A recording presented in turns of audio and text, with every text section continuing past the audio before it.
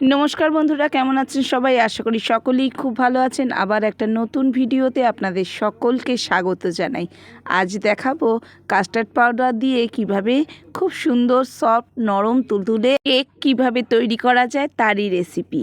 আর আজকের কেকটা কিন্তু আমি একদম অন্যরকমভাবে তৈরি করেছি।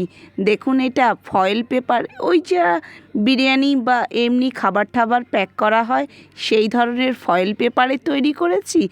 আর তৈরি করেছি এটা কি বলুন তো, আপ্পাম তৈরি করার আপ্পাম মেকারটা। দেখুন, ননস্টিকের যেটা আপ্পাম মেকার, সেটার মধ্যেই কিন্তু কেক তৈরি করেছি। এই দেখুন, আপ্পামের ঢাকনাটা খুললেই এত সুন্দর, খুব তাড়াতাড়ি তৈরি হয়ে যাবে। এই দেখুন, ছোট বাটির হাফ বাটির থেকে একটু বেশি নিয়ে নিলাম চিনি। তার মধ্যে ওই রকম একই পরিমাণে নিয়ে নিয়েছি রিফাইন তেল আর 3টে ডিম। আর চিনি যেই বাটির মাপে নিয়েছিলেন তারই 1.5 বাটি নিয়ে নিলাম ময়দা। দেখতেই পাচ্ছেন, এই যে 1.5 বাটি ময়দা নিয়েছি। আর এই যে কাস্টার্ড পাউডারটা নিয়ে নিয়েছি 2 চামচ। আর দিয়েছি 1 চামচ বেকিং পাউডার আর 1/4 চামচ বেকিং সোডা। এবার সব কিছুকে মিক্সড করে এর মধ্যে দিয়ে দিলাম ডিম, চিনি আর তেলের ব্যাটারটা।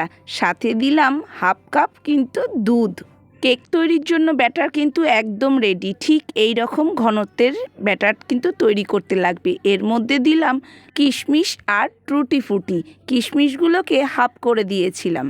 এবার আপ্পামের তাওয়াটার মধ্যে তেল ব্রাশ করে নিয়েছি আর উপর দিয়ে হালকা একটু ময়দা ছড়িয়ে দিয়েছি। তারপর এই দেখুন 2 চামচ করে কিন্তু দিয়ে দিলাম ব্যাটারটা। কেকের ব্যাটারটা আপ্পাম মেকারের উপর দেওয়ার পরে উপর দিয়ে কিন্তু গার্নিশিংয়ের জন্য ছোট্ট ছোট্ট করে কেটে রাখা কিশমিশ আর টুটি ফ্রুটি উপরে সাজিয়ে দিলাম। আর ফয়েল পেপারের উপরেও যে ব্যাটারটা দিয়ে দিয়েছি তারও উপরে কিন্তু টুটি ফ্রুটি আর কেটে রাখা কিশমিশ সাজিয়ে দিচ্ছি গার্নিশিংয়ের জন্য। হ্যাঁ, সাথে দিয়েছি কাজু বাদামও। দেখতেই পাচ্ছেন, ফয়েল পেপারেও কেক কিন্তু একদম রেডি। এবার বলি, দুটোই কিন্তু আমি তাওয়ার উপর নুন দিয়ে বসিয়ে দিয়েছিলাম।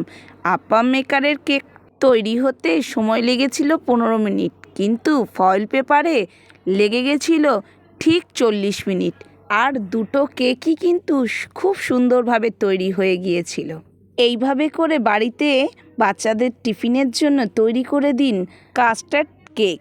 ঘরের তৈরি এই রকম কালারফুল কেক বাচ্চারাও খেতে যেমন ভালোবাসবে আর নিজেদের খাওয়ার জন্য কিন্তু অনেক উপকারী।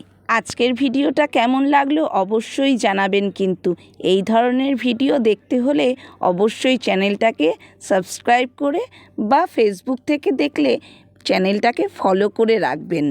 আজ তাহলে ভিডিওটা এ পর্যন্তই। আবার নতুন কোনো ভিডিও নিয়ে চলে আসবো আপনাদের সাথে শেয়ার করার জন্য। বাই।